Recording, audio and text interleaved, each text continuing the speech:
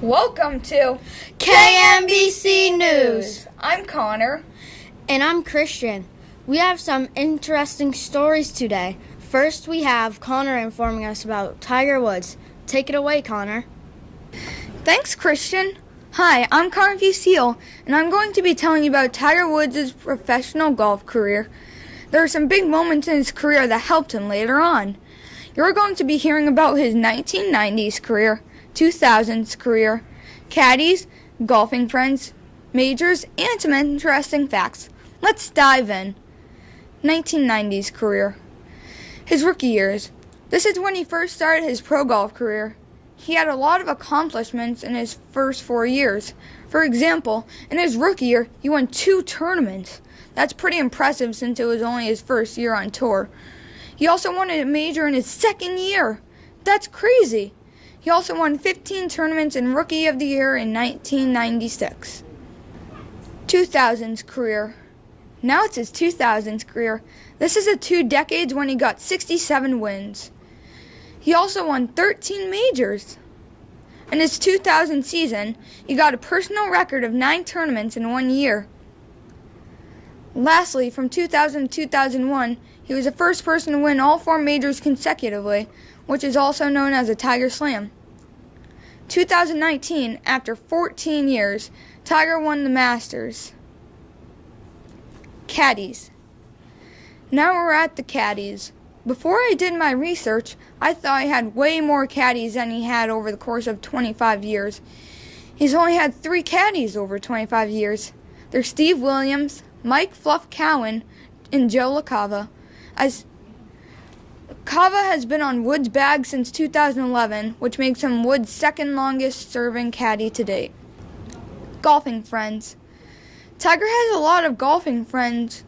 A few of them are Notabugay III, Justin Thomas, Ricky Fowler, Bryson DeChambeau, Phil Mickelson, and Rory McIlroy. When Justin Thomas won the Players in 2021, Tiger sent him a message that said congratulations. All in all, Tiger has a lot of golfing friends. Majors. Now we're talking about some of the most important tournaments of the golf season. The majors. Tiger has won 15 of them, and that puts him in second place for most majors by a player on the PGA Tour. His latest major win was the Masters in 2019. He's won 5 Masters, 4 PGA Championships, 3 U.S. Opens, and 3 Open Championships. Interesting facts. Lastly, we have the phenomenal interesting facts.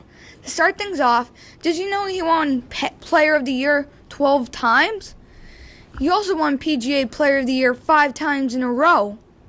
Overall, he has more than 100 victories worldwide. Tiger is also tied for 5th with most victories in a single season. Nike sponsors him and he uses tailor-made golf clubs. Now you know all about Tiger Woods' professional golf career.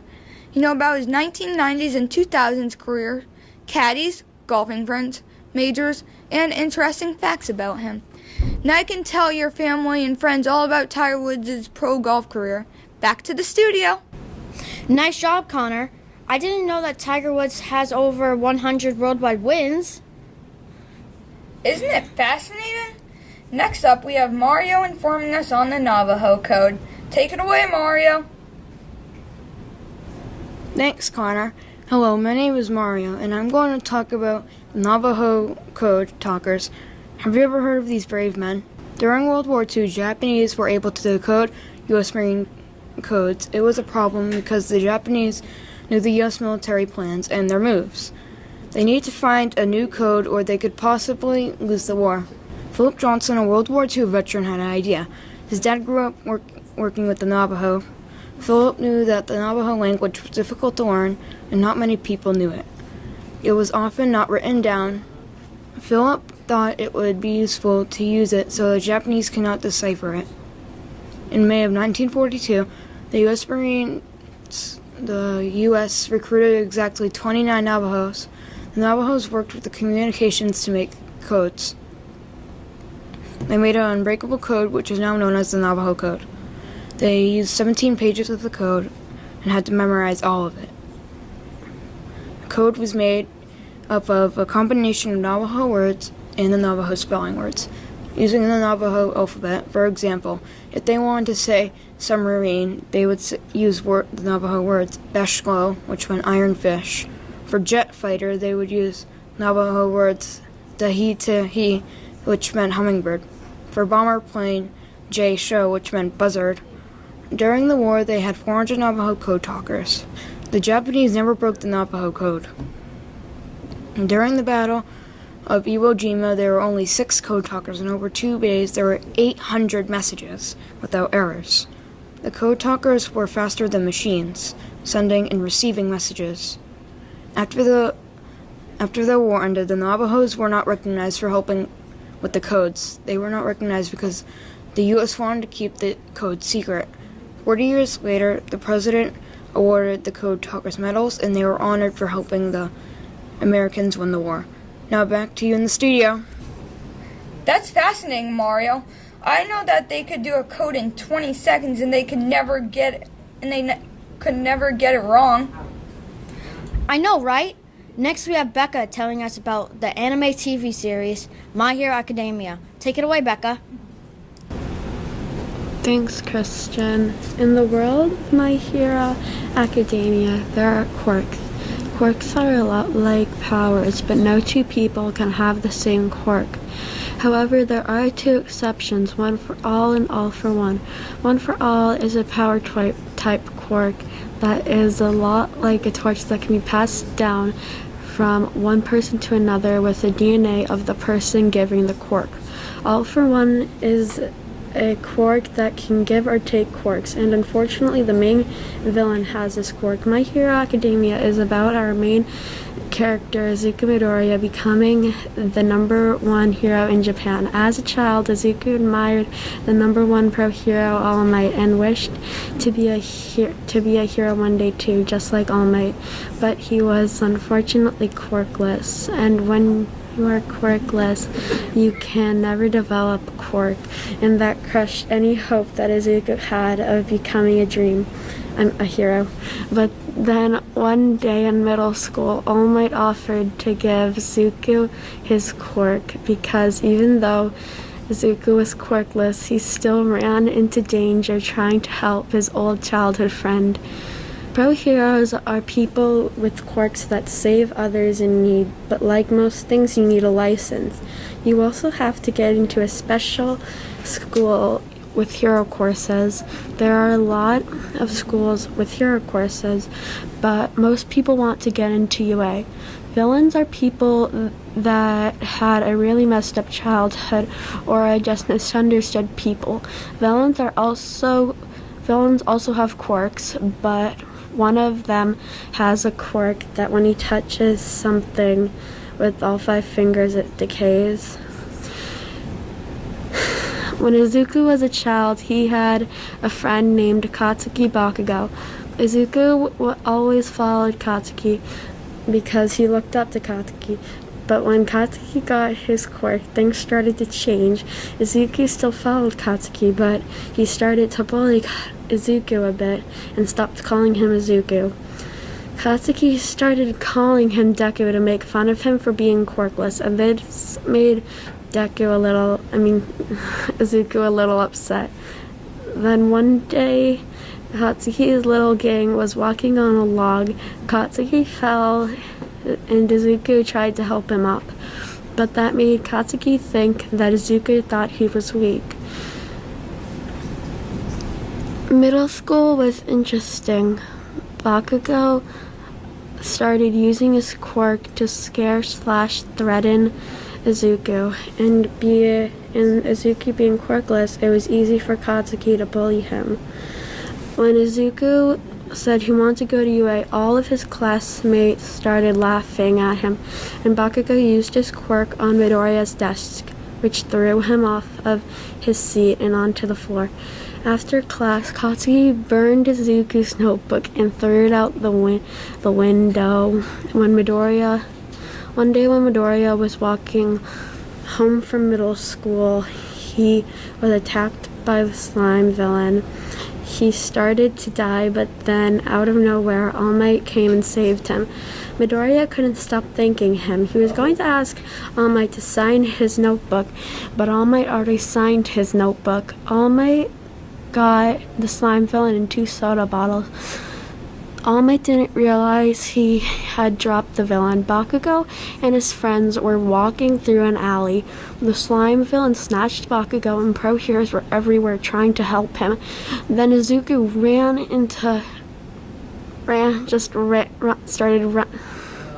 starts running even though he couldn't do much to help him. Then once again, All Might came and saved him. There are a lot of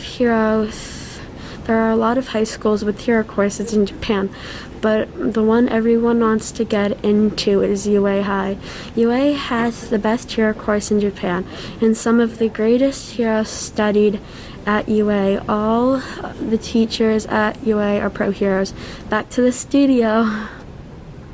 Wow, I didn't know that UA was a hero school everyone wanted to get into. It's very interesting. Me either. Next we have Kyle, who's going to inform us on Mount St. Helens. Take it away, Kyle. Thanks, Christian. Hi, I will be talking about Mount St. Helens. On May 18th, 1980, 8:32 a.m., Mount St. Helens erupted. Mount St. Helens is a volcano in the U.S. northern state of Washington. The eruption destroyed everything in its path. 40 years later, the land around the volcano is still recovering from the eruption's effects. Where is Mount St. Helens, and what type of volcano is it?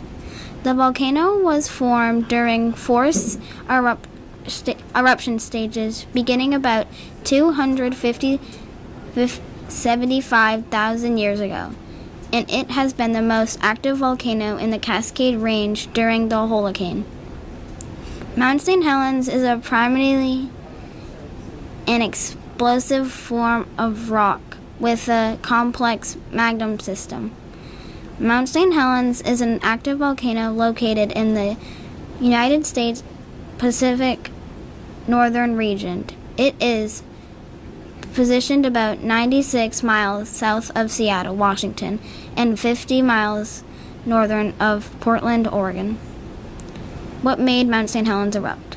The landslide exposed in the Mount St. Helens neck to much lower pressure, causing the gas-charged, partially molten rock and high-pressured steam above it to explode. A few seconds after the landslide started, explosion burst through the air, trailing parts of the landslide, blasting rock. Diverse northern small earthquakes were happening, and steam was already coming out of the vents. As the earthquake continued to occur, the crater at the top of the volcano got bigger. The damage done. 57 people died and thousands of animals were killed. More than 200 homes were destroyed and more than 185 miles of roads and 15 miles of railroads were damaged. 30 logging trucks, 22 transport vehicles, and 39 rail cars were damaged or destroyed, along with 4.7 billion boards of timber. Shipping was stopped on the Columbia River, and some vessels were stranded, and the eruption destroyed everything in its path. Mount St. Helens today. 40 years later, the land around the volcano is still recovering from the eruption's effects, making it the deadliest eruption in the country. Today, the volcano is still one of the most dangerous in the United States and one of the most active of the Cascade Range. Spirit Lake is a lake in country Washington, United States, located north of Mount St. Helens. It was a popular tourist destination for many years until Mount St. Helens erupted. It's been 40 years since Mount St. Helens erupted. The landscape has changed dramatically. Spirit Lake is still polluted with all the trees that fell into it. Would you ever like to visit Mount St. Helens and maybe watch it erupt again? Now back to the studio. Wow, I didn't realize that the perimeter of Mount St. Helens is still recovering from the last eruption, and I didn't know that 200 homes were destroyed. I hope all those people were okay. Next we have Christian, and he's going to be telling us about snow leopards. Take it away, Christian. Do you know what a snow leopard is? Well, I will be talking about what is a snow leopard, snow leopards' diet and hunting, and their threats to survive. Did you know that snow leopards can't roar? Okay, let's jump right to it. What is a snow leopard? These spotted leopards live in the mountains across a vast range of Asia. They are cushioned by thick hair in shades of gray or creamy yellow and covered with grayish black spots, and their wide fur-covered feet act as natural snowshoes. Snow leopards have powerful legs and are tremendous jumpers, able to jump as far as 50 feet. These big cats use their tails for balance and as a blanket to cover delicate body parts against the extreme cold. Snow leopards are isolated and rarely seen in the wild. Snow leopards' habitat and diet. Snow leopards are found throughout high mountain ranges, including the Himalayas and southern suburban mountains in Russia. They can also be found in the Tibetan Plateau and across a range that stretches from China to the mountains of Central Asia. Snow leopards prey upon the blue sheep of Tibet and Himalayas, as well as mountain ibex, which are just goats with huge horns, and they live on mountains. Though these predators can kill animals 3 times their weight, they also eat smaller prey such as marmots, hares, and birds. Snow leopards' threats to survive. Snow leopards' lives are threatened by poaching, driven by illegal trades in pellets and in body parts used for traditional Chinese medicine. These big cats appear to be in dramatic decline. They've lost at least 20% of their population in 2 decades. Vanishing habitat and the decline of the cat's large prey are also big factors. Now you know what a snow leopard is, its diet and their habitat, and their threats to survive. How do you like snow leopards? How long do you think it will take for snow leopards to go extinct? Wow, can you believe that snow leopards can't roar? That's weird. That's all we have time for today.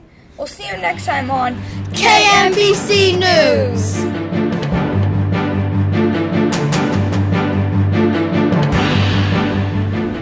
Hello, my name is Zach. And I'm Drew. And welcome to FAPGS News. Today we have some very interesting news like Zach's talking about grilled cheese.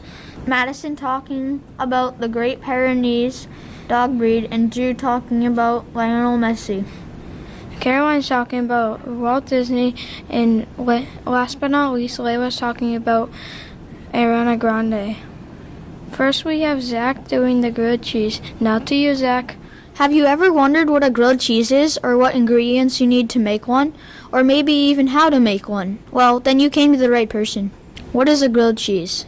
They call it a grilled cheese sandwich because it is a cheese sandwich that has been cooked on a grill or in a manner that is equivalent to cooking on a grill, like in a skillet. It is cooked on the grill long enough for the cheese to melt a little and the bread to get brown and a little crispy. How did it become popular? During World War II, Navy cooks prepared countless American cheese-filling sandwiches, as instructed by the government-issued cookbooks. In ships' kitchens in the 1940s and 1950s, these were usually served open-faced and consisted of one slice of bread topped with grated cheese. Countries it originated from. Some variations of grilled cheese sandwiches have been around for centuries, with recipes even appearing in the ancient Roman texts. The French started making their own carottes monjours in the early 1900s, and the name grilled cheese didn't actually become common until the 1960s. Before then, these delicious sandwiches were better known as melted cheese or toasted cheese. Ingredients and utensils you need to make a grilled cheese. How to make a grilled cheese. To make a basic grilled cheese, you need to get some butter, 2 slices of bread, 1 or more slices of cheese, a pan, a butter knife, a spatula, and a stove to cook the grilled cheese over. But ask a parent/guardian's permission first. You can start making your own grilled cheese. First, set the heat of your stove a little above halfway. Second, once the pan is heated, spread the butter on the pan. Third, put a slice of bread on the pan, then put your slices of cheese on. After you put the other slice of bread on top of the cheese. Fourth, let it sit for around 2 minutes, then flip it with the spatula and then let it sit for 2 minutes again. Fifth, take it off the stove and shut the stove off. Let it cool for a minute and enjoy. Why I love grilled cheese. I love grilled cheese because it is an easy to make delicious 5-minute meal that invokes a mouth-watering craving for this ultimate comfort food combination of melty cheese and bread. Now back to you in the studio. Wow, I never knew that some variations of grilled cheese sandwiches have been around for centuries, with recipes even appearing in ancient Romex texts. Yeah, me neither. Now we're moving on to Madison, and she is talking about the Great Pyrenees dog breed. On to you, Madison. Thanks, Drew. Hi, my name is Madison, and I will be talking about the Great Pyrenees. Have you ever wanted a Great Pyrenees, but did you know about their country of origin, or if they are good in families with small children, how heavy do they get, or how tall, and what do they eat? Country of origin of the Great Pyrenees.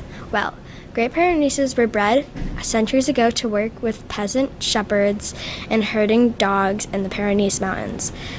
These mountains are natural borders between France and Spain. The dog's job was to watch and protect the flock from predators, whether wolves, bears, or livestock rustlers.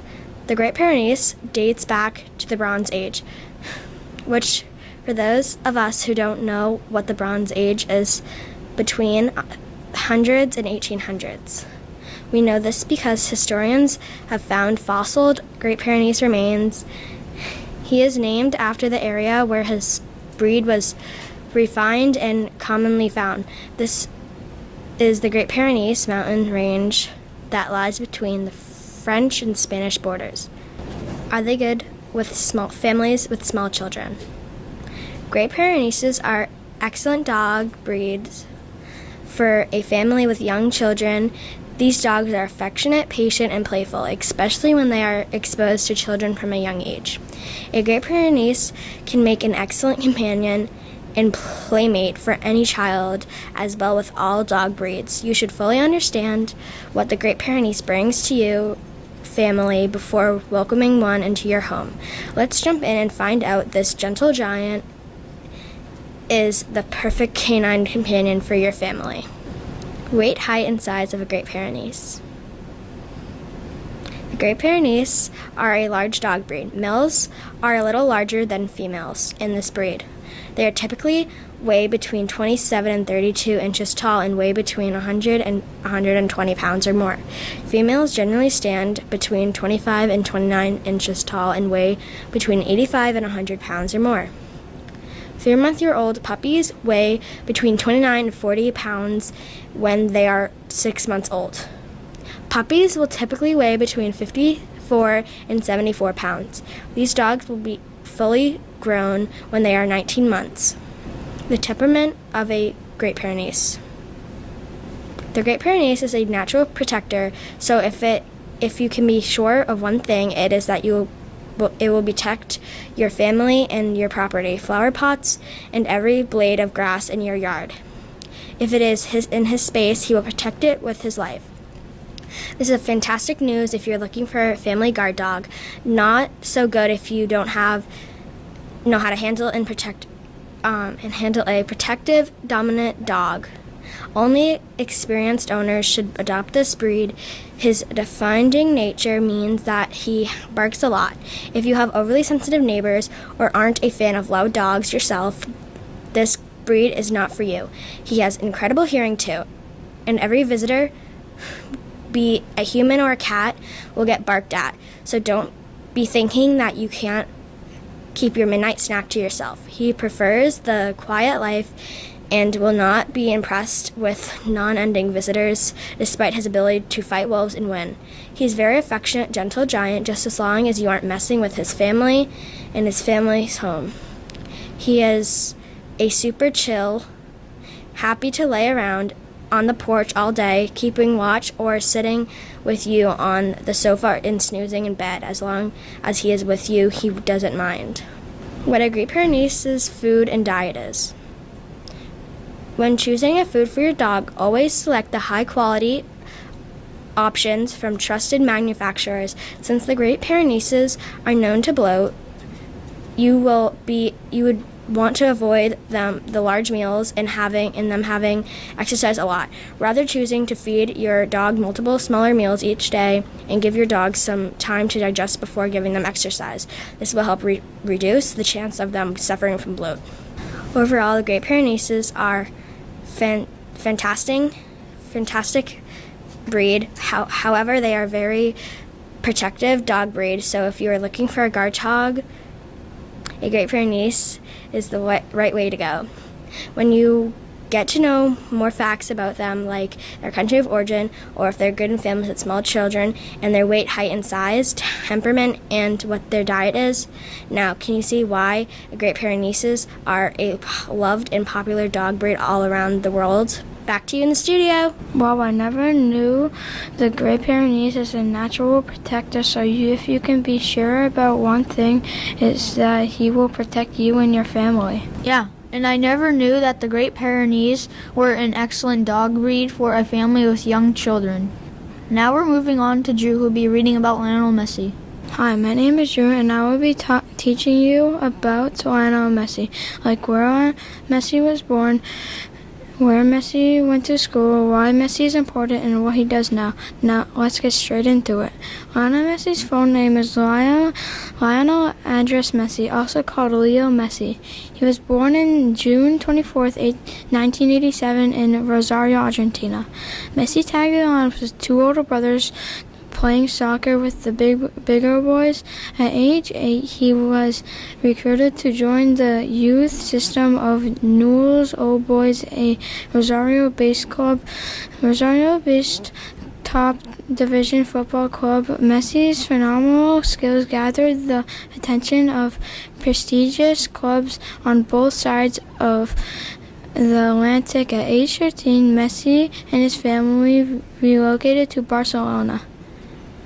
Messi studied in his primary school in Bangladesh. Bangladesh is a country in South Asia. Lionel Messi went to Las Heras for elementary school. Messi was playing soccer at a very young age. Lionel Messi did not attend college because of his political was identified by FC.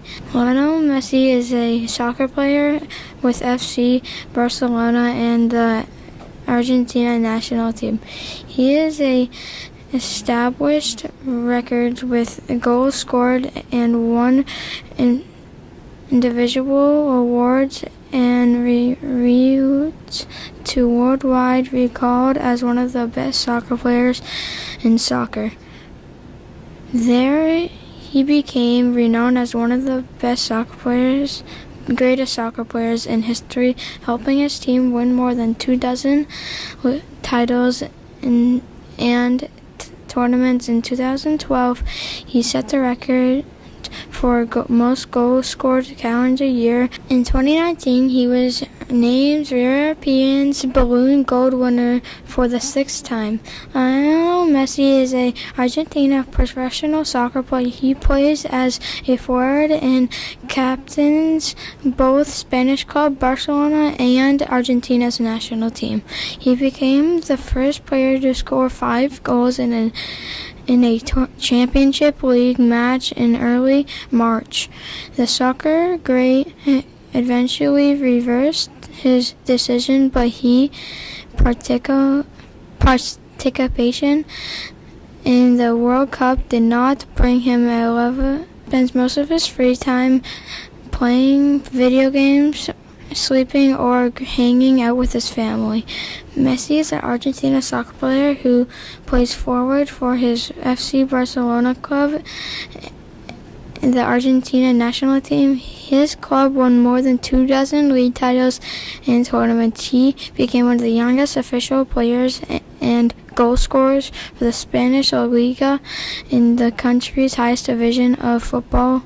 There is a great deal of information about Messi, like where he was born, where Messi went to school, and why Messi is important, and what Messi does now.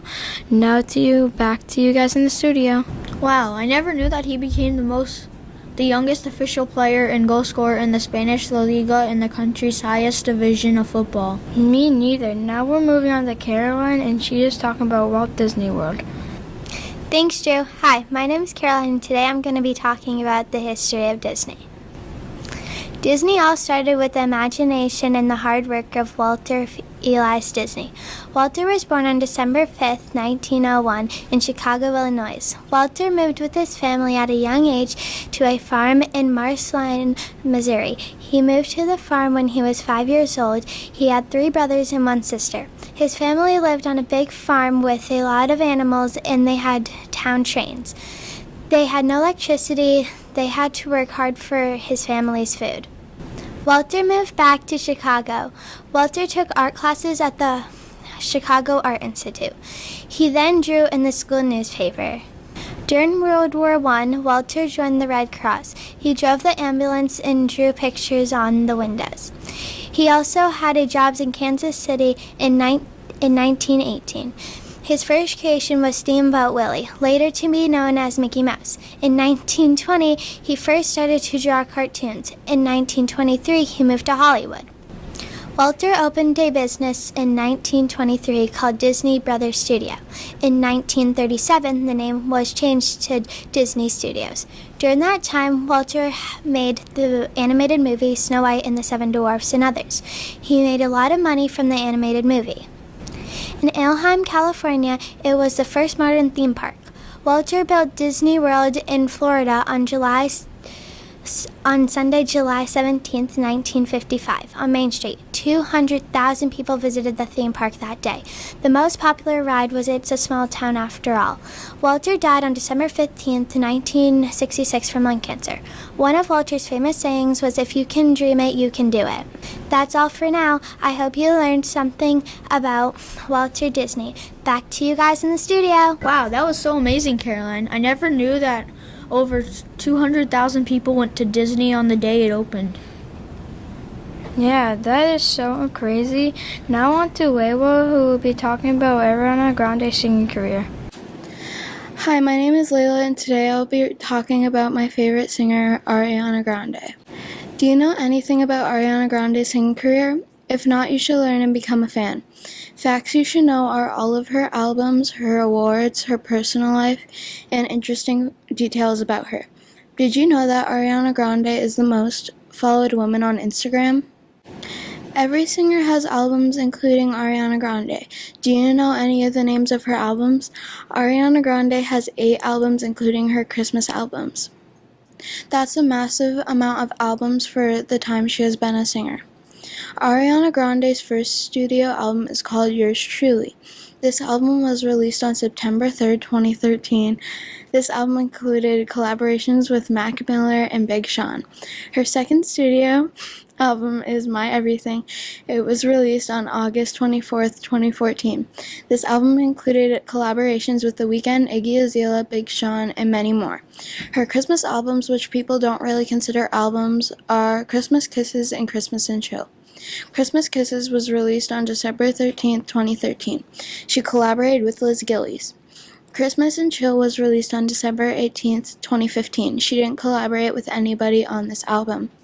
Her 5th studio album, Dangerous Woman, was released on May 20th, 2016. She collaborated with many artists including Nicki Minaj, Lil Wayne, Macy Gray, and more. Her 6th studio album, Sweetener, was released on August 17, 2018. She collaborated with Nicki Minaj, Pharrell Williams, and more. Her 7th studio album, Thank You Next, was released on February 8th, 2019. Nothing was found of her collaborating with anyone. Did you know that the Thank You Next music video directed by Hannah Lux Davis was the most viewed video on YouTube within 24 hours? It had about 55.4 million views at the time. Her 8th studio album, Positions, was released on October 30th, 2020. She collaborated with Doja Cat, The Weeknd, and many more. Her 9th studio album, Positions Deluxe, which is the same album with a couple extra songs, was released on February 12th, 2021. She collaborated with Megan Thee Stallion, Doja Cat, and many more. Do you watch any big award shows? Well, sometimes you can see some of your favorite celebrities on there, like Ariana Grande. Ariana Grande is very known around the world, so she must have at least a handful of awards, right? Ariana Grande has 2 Grammy Awards, 9 MTV Awards, and many more. Some of her most important awards were her Grammys.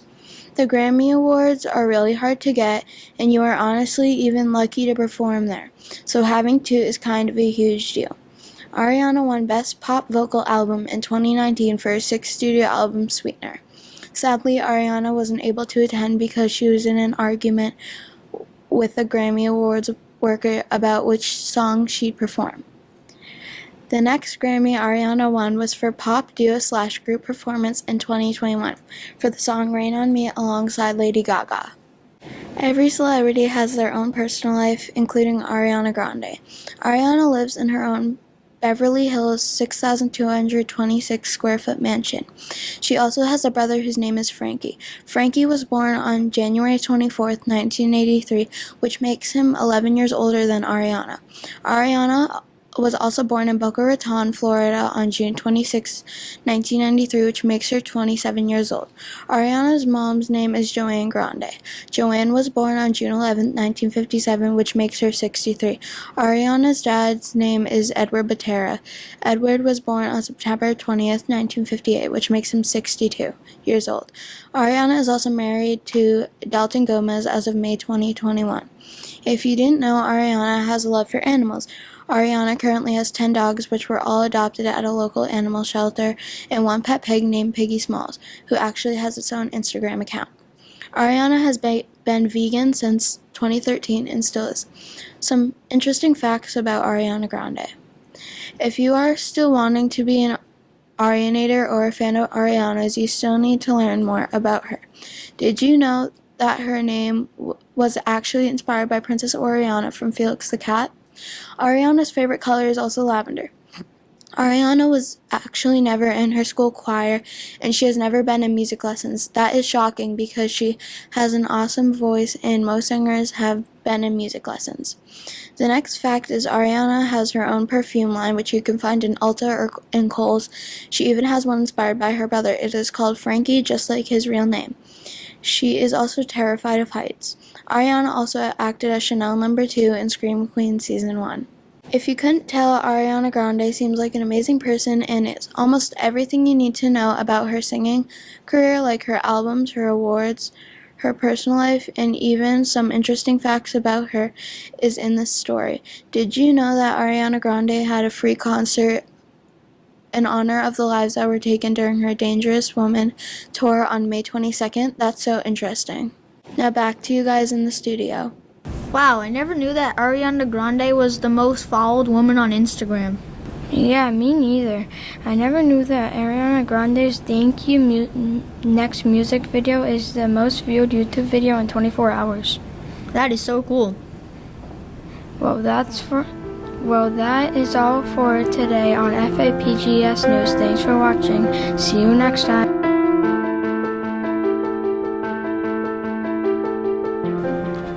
Welcome to CHWP News.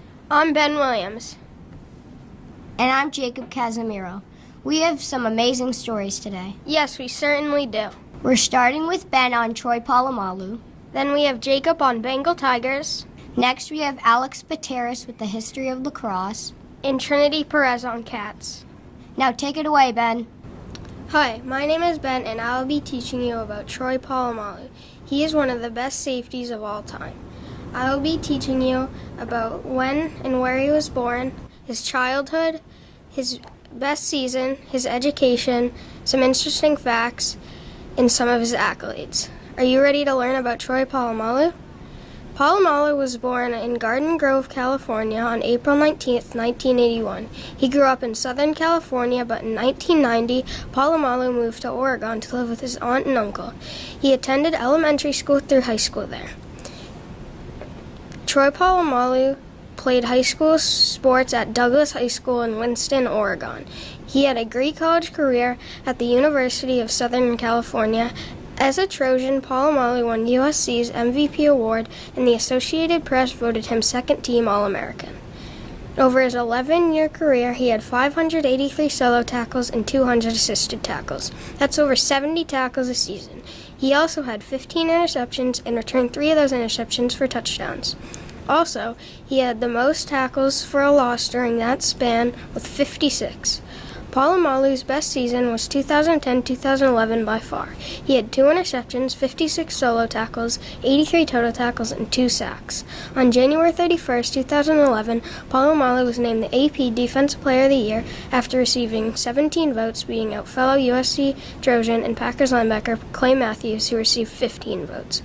Polamalu is an active philanthropist and works alongside his wife Theodora for charitable work. They started the Troy and Theodora Polamalu Foundation Fund along with the Harry Panos Fund for Veterans. Did you know that Troy Polamalu was a 2-time All-State basketball player in high school? Or that Troy's 118 tackles as a junior were the most for a USC safety since Tim McDonald? How about the fact that he returned half of his interceptions in college for touchdowns? Can you believe that? Overall, Polamalu is a very interesting person. Troy Polamalu has earned many awards. Most notably, he has earned Walter Payton Man of the Year in 2010, 8 Pro Bowls, 2010-2011 Defensive Player of the Year, and he is a 2-time Super Bowl champion. He was a very accomplished NFL player. So now you know all about the best Pittsburgh Steelers safety of all time. You know when and where he was born, his childhood, his education, his best season, some interesting facts, and his accolades. Back to the studio. Wow, I didn't know that Troy Polamalu won 2 Super Bowls. Next, we have Jacob on the Bengal Tiger. Hi, my name's Jacob Casimiro, and I'll be informing you about Bengal Tigers. To get started, have you ever thought about a Bengal Tiger? Maybe questions like what they look like and where they live come to mind. You may also be wondering, what is a Bengal tiger's diet and predators of the Bengal tiger? Bengal tigers are unique and interesting creatures that we must save from extinction. Now we have Bengal tiger's characteristics. Did you know that an average male Bengal tiger weighs around 420 pounds? The Bengal tiger has a body length of 6 feet and a tail length of 3 feet, and therefore has a total length of 9 feet long. A female Bengal tiger is only 310 pounds and 8 feet long, including tail. Plus, Bengal tigers are incredibly strong and can drag their prey almost half a mile, even though the prey may be heavier than the Bengal tiger. Also, the standard colors of a Bengal tiger are an orange body with black stripes coming down the sides, or a white body with black stripes coming down the sides. The 2 most common types are the white Bengal tiger and the golden tabby. Have you ever wondered where Bengal tigers live? Bengal tigers that live in India are mainly found in subtropical and temperate upland forests. They can also be seen in Bangladesh, living in the Sundarbans mangrove region, where they are known to swim between islands. Bengal tigers are the only tigers known to live in a mangrove habitat. Also, prime lowland forest is their favorite habitat within Nepal, and in Bhutan, they live in the subtropical Himalayan foothills and in north temperate forests. Have you ever thought about what Bengal tigers eat? For example, did you know Bengal tigers are carnivores?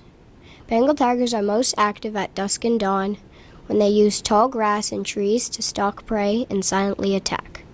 After the Bengal tiger captures its prey, it drags or swims with the prey to a safe area to consume. A common Bengal tiger's diet includes water buffalo, deer species, gar, and wild boar. The Bengal tiger is capable of eating up to 40 kilograms in one sitting, but doesn't do this very often. Did you know that the main threats facing a Bengal tiger are poaching and loss of habitat? The tigers living in the mangrove area are sensitive to climate change as sea levels rise and alter the structure of mangrove systems. In areas where tigers and humans live, sightings of Bengal tigers are frequent and create fear in communities.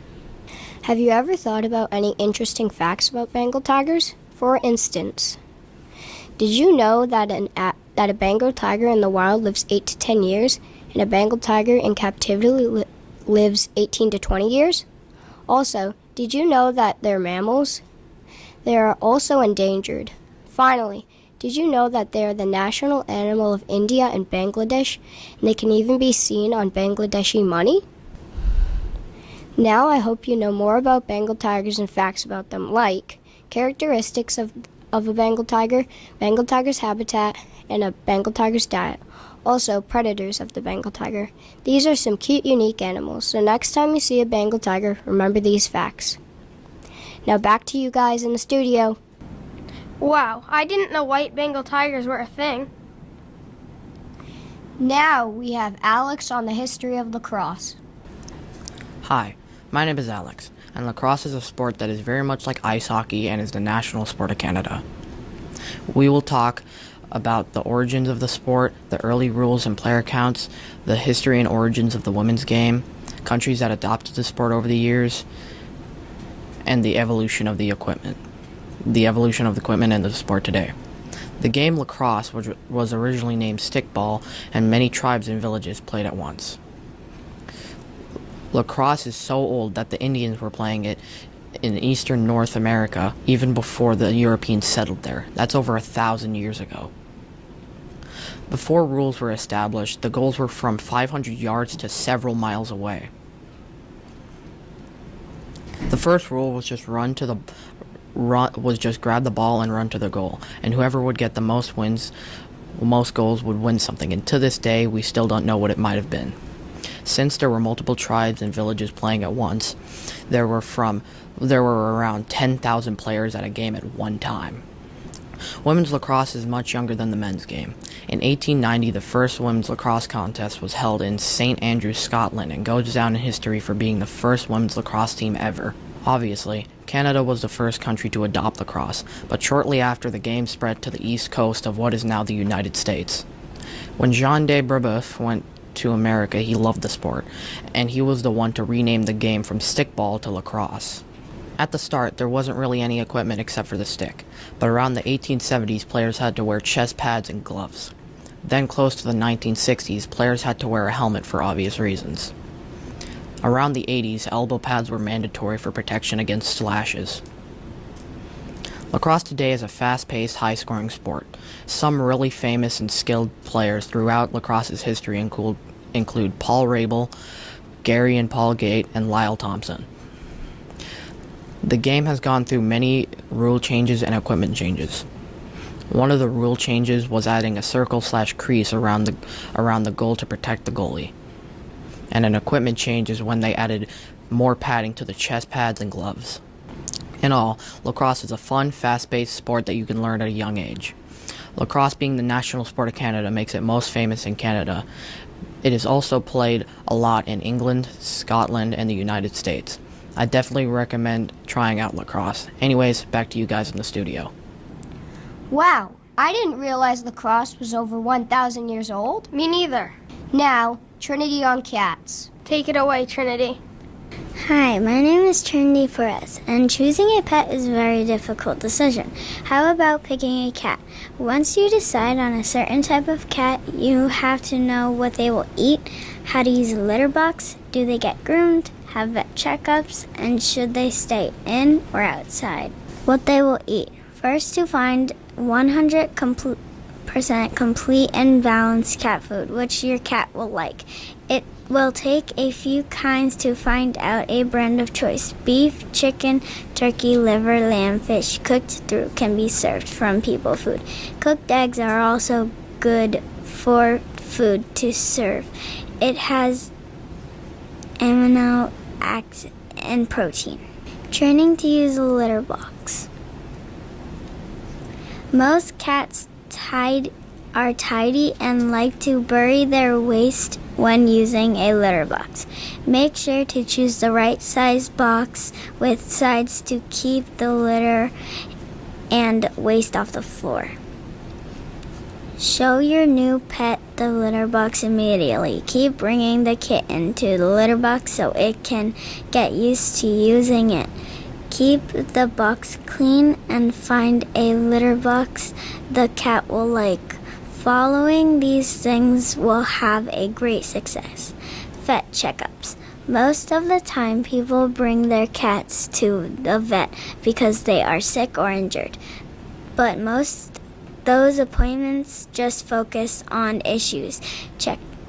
Checkups and vaccinations work for preventing and certain diseases.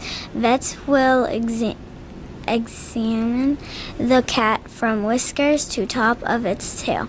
The vet will also address flea, ticks, and worms. Which is better, cats indoor or outdoors? Outdoor cats prey on small rodents and birds which could carry diseases. It could also control the small populations around your house. The danger is getting killed by cars at night or running into predators like other dogs and cats. If a cat has never gone outside, it's perfectly happy inside. You can make a cat enclosure and cat tree house or a scratching post. Same cats are happy with nice sunny windows. Cat toys are also playtime to let them run around. Always remember to keep the litter box clean. In my opinion, indoor cats are the best for cats and their owners. Now you are ready to choose a cat for a pet. Remember, find them the right food, train them to use a litter box, bring them for regular checkups, choose an indoor or outdoor cat. Back to you guys in the studio. Wow, I didn't know that indoor cats were happier and safer than outdoor cats. Me neither. Wow, those are some amazing stories. Yeah, those were some really interesting stories. That's all we have on CHWP News. Bye.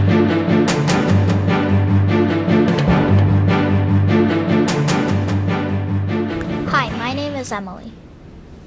And my name is Jacob.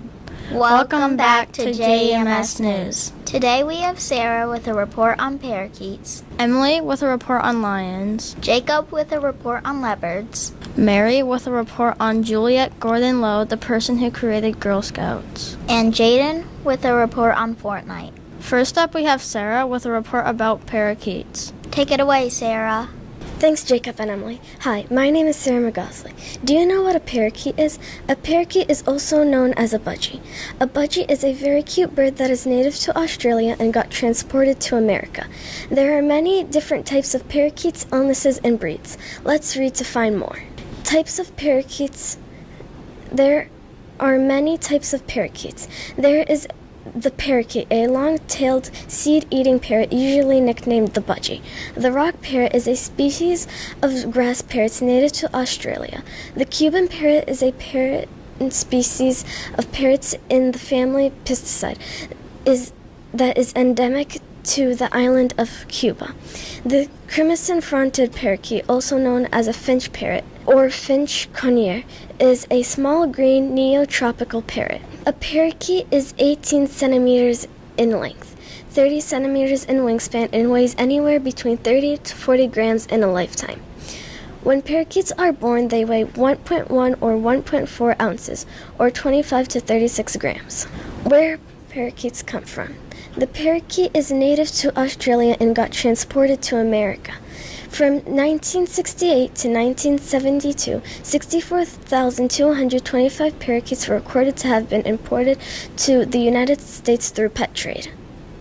Monks have their largest population within the United States in Florida due to the large number of flowering, nectar, and fruit-producing, ornamental, and exotic invasion plants that reside in that state. Parakeets have many illnesses. There are many symptoms to know if your parakeet is sick.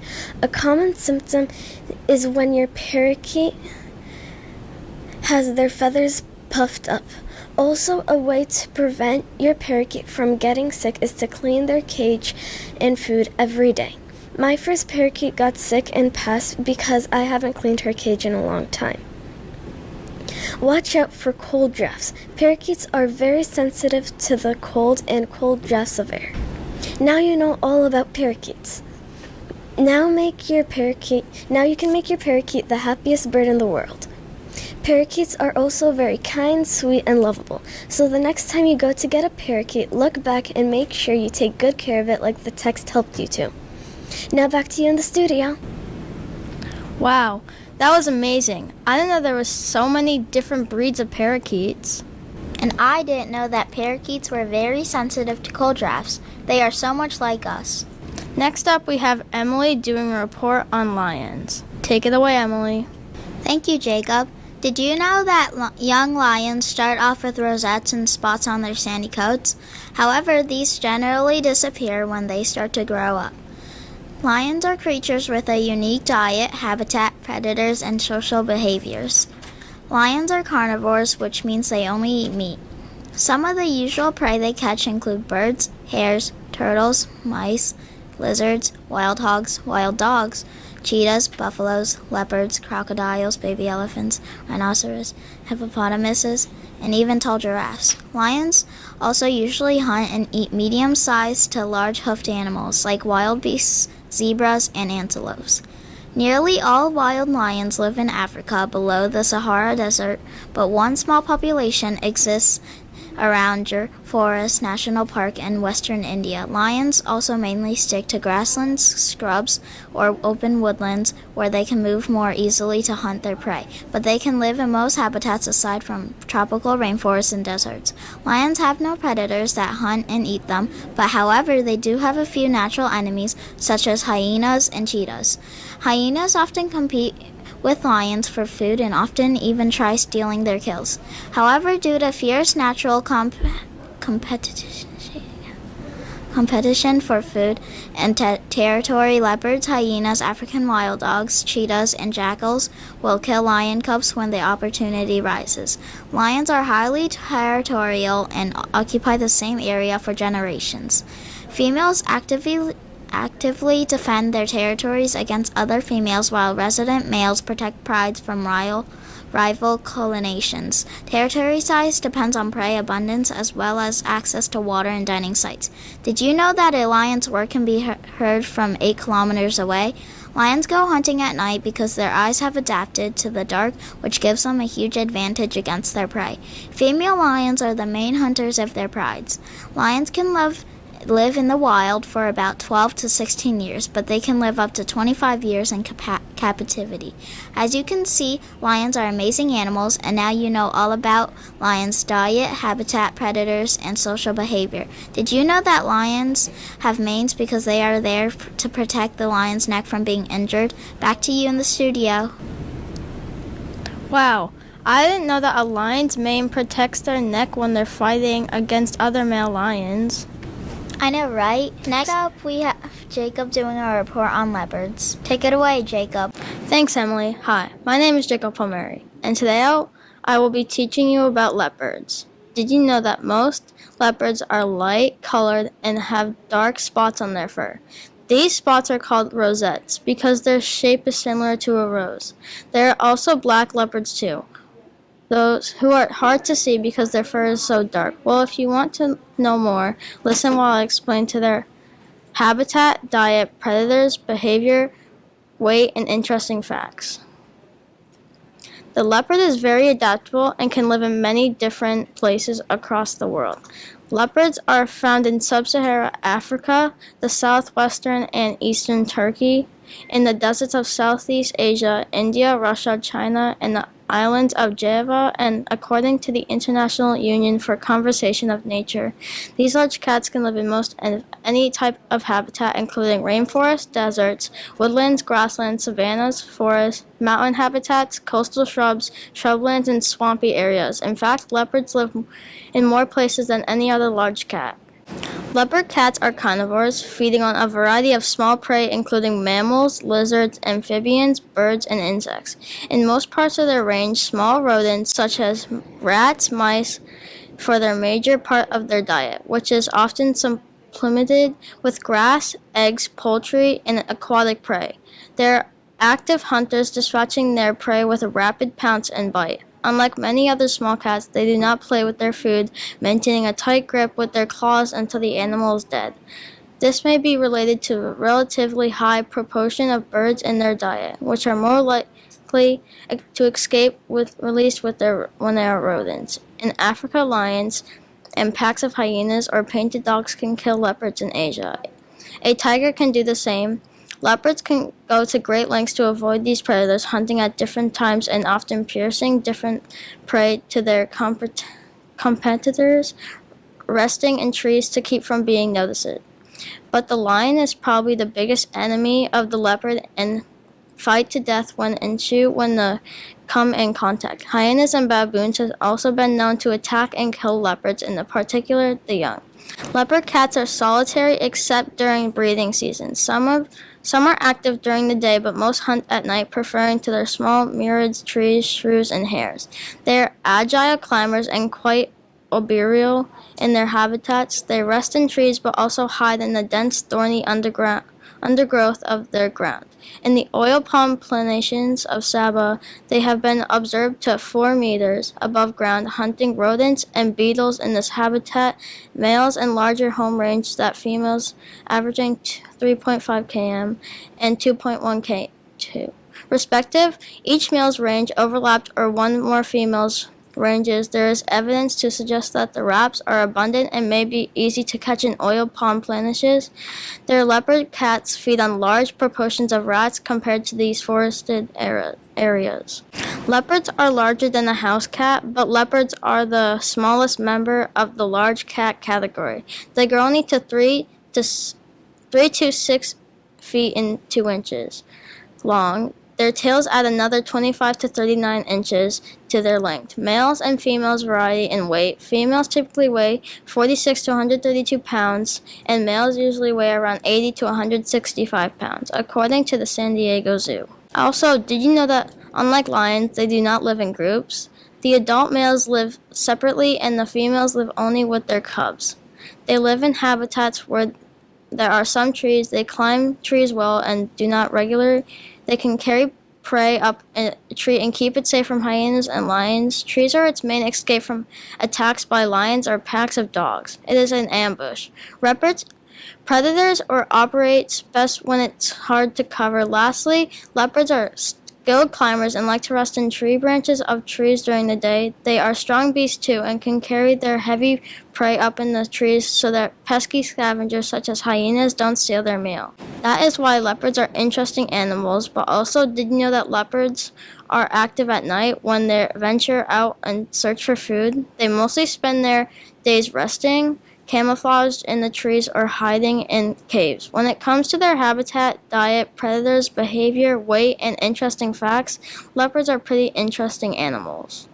Back to you guys in the studio. Wow, I didn't know that leopards could run up to 36 miles per hour. That's so interesting. Next up, we have Mary with a report on Juliet Gordon-Low. Take it away, Mary. Do you ever wonder who started the Girl Scouts, or even who the first Girl Scout was? I did. I found it was a woman named Juliet Gordon-Low. Juliet Gordon-Low had an interesting early life, created the Girl Scouts, and has helped the Scouts adapt and change over time. So grab a Thin Mint and let's learn about the Girl Scouts. Who was the first Girl Scout? Do you ever wonder who the first Girl Scout was? Her name is Juliet Gordon-Low. She did lots of fun activities with her troop, such as basketball, hiked, swam, and camped, and so much more. Although Juliet died at the age of 66, Low's decision to girls and women during her life has changed our ideas about girlhood in America. Daisy, as she was affectionately known, decided from a long line of strong and independent women. Juliet Gordon-Low was born on October 31st, 1860 in Savannah, Georgia. Juliet was a sensitive, curious, and adventurous girl known for her sense of humor. As a child and young adult, she experienced several ear injuries, resulting in almost total hearing loss that affected her for the remainder of her life. In 1912, Julia Gordon Low, 1860 to 1927, founded Girl Scouts of the USA. On March 12, 1912 was the first Girl Scout meeting. There were 18 girls into the United States' first troop of Girl Scouts. After assembling the first troop in Savannah, Juliet left them in the capable hands of her cousin, Miss Pate. Back in the day, there were not as many Girl Scouts, but now there are 2.5 million Girl Scouts. Now all the Girl Scouts are learning about Julia Gordon Low and doing all of her good deeds. On March 12th, all the Girl Scouts from all over the world get together and celebrate the first Girl Scout meeting. So now you know who the first Girl Scout is, the program's early life, how the first Girl Scout decided to be a Girl Scout, and how the Girl Scouts have changed over time. Now you know so much about who the first Girl Scout was, Juliet Gordon Low. That was amazing. I didn't know that there are now 2.5 million Girl Scouts worldwide. Next up, we have Jaden with his report on Fortnite. Take it away, Jaden. Thank you, Emily and Jacob. Hi, my name is Jaden, and I'm going to tell you about the game Fortnite. Fortnite is a video game you can play on mobile, PC, PS4, Xbox, and Nintendo Switch. Fortnite is a survival game where you build and try to eliminate people. Oh yeah, and Fortnite is free game. But you can buy extra skins which characters with a credit card or V-Bucks card.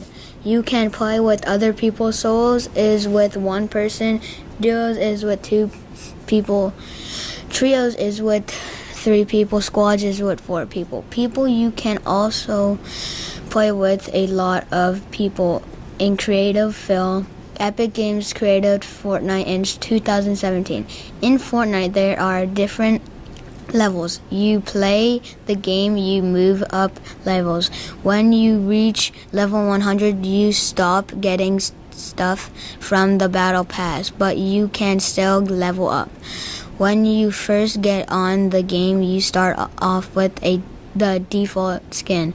Everybody gets the same default skin when you start the game. To get an actual good skin, you have to pay for it to buy skin. Oh my god! To buy skins, to go to the item shop. Skins are different prices. Some cost $2,000 and the cheapest skin is $1,000. You don't have to pay $1,000 or $2,000. The $1,000 skin is really only $10 and the $2,000 skin is only $20. Now back to you guys and the studio.